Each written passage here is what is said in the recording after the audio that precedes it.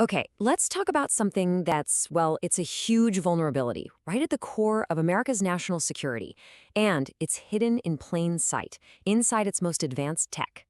So picture this, some of the most advanced military hardware in the world. You know, the F-35 fighter jet, those Arleigh Burke-class destroyers, the Virginia-class submarines. These are way more than just machines, right? They're basically symbols of American military might. And the amount of stuff these things need is just wild. Take a single Virginia-class submarine, one of the crown jewels of the U.S. Navy. It needs almost 4,600 kilograms of a very special group of materials. An F-35, over 400 kilograms. So what is this stuff anyway? Well, they're called rare earth elements, or REEs for short. And here's a funny thing. Despite the name, they're not actually all that rare. The real trick, the incredibly difficult part, is processing them into something you can actually use. Think of them as the secret sauce, the magic ingredient that makes all this modern military tech work. We're talking guidance systems, lasers, stealth, you name it. Okay, now this is where it gets really interesting. Look at this imbalance. It's staggering. Something like 85% of all rare earth refining happens in just one country. And that means the supply chain for America's most critical, most sensitive defense technology, well, it runs straight through its #1 geopolitical rival, China. Yeah, let that sink in. But here's the thing, it wasn't always like this. Not even close. For decades, the US was actually the world leader here. So what happened? How did the US go from being the top dog to being so dependent on another country? This timeline really tells the whole story. Back in the 80s, you start seeing the shift. The US brings in stricter environmental rules. Costs go up, and the industry starts looking overseas. Then, by 96, Congress shuts down the US Bureau of Mines, the very agency that was the expert on this stuff. So as the US kind of stepped back, China saw an opportunity and just jumped in, strategically filling that gap. They used low costs, tax breaks, everything they could to corner the market. And by 2005, game over. Their dominance was pretty much absolute. So you can see how this happened. Now let's get into the consequences.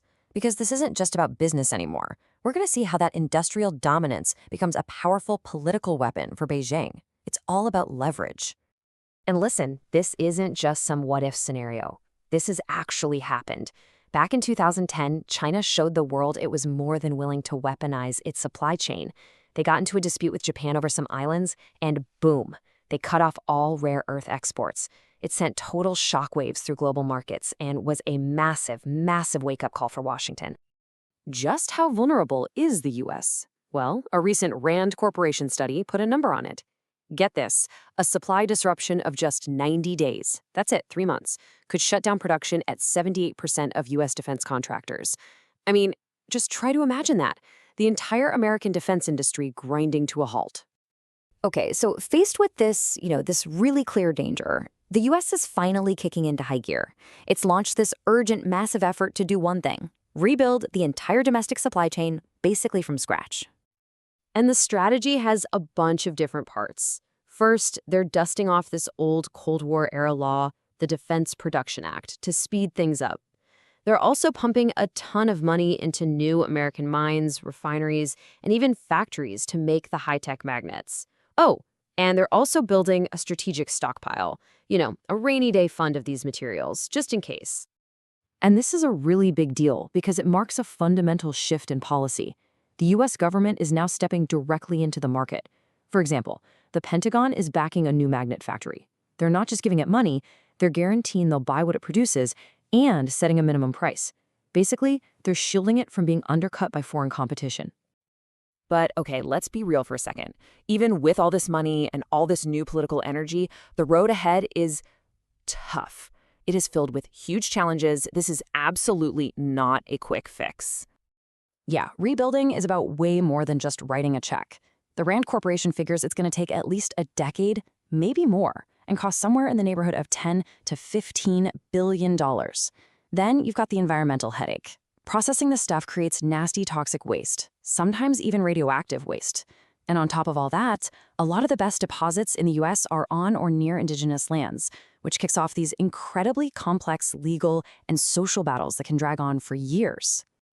And this really gets to the heart of the problem, right? It's a tale of two systems. In the US, you've got strict environmental rules, you have public debate. All of that naturally slows things down. But in a state-driven system like China's, they can just decide to do something and push past all those concerns for super fast development. It creates a playing field that is anything but level. So when you boil it all down, this whole race for rare earth independence, it's not really about the money or the technology. The US has that. This is a test. It's a test of sustained political will. The real question is, does America have the commitment to stick with this for the long haul? Because this is a marathon, not a sprint. We're talking more than a decade of effort. Will they see it through to the end?